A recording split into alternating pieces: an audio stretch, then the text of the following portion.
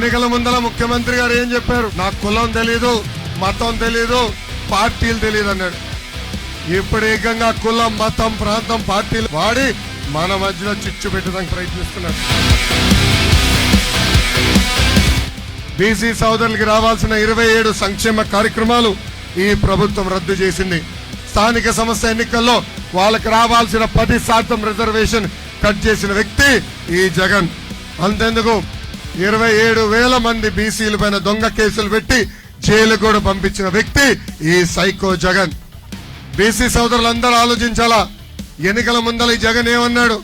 BC సోదరులు backward class కాదు, back bone class అన్నాడు. ఈ రోజు ఏకంగా బీసీ సోదరుల వెన్నముక్క ఎరగొట్టిన వ్యక్తి ఈ జగన్.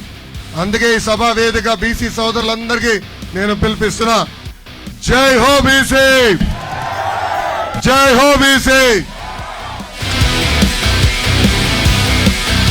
లారీ డ్రైవర్లకి, ఓనర్లకి నేను హామీ ఇస్తున్నా, 2 నెలల్లో ఓపిక పట్టండి. భారతదేశంలోనే అతి తక్కువ పన్ను ఉండే విధంగా చేసే బాధ్యత మన ప్రభుత్వం తీసుకుంటుంది.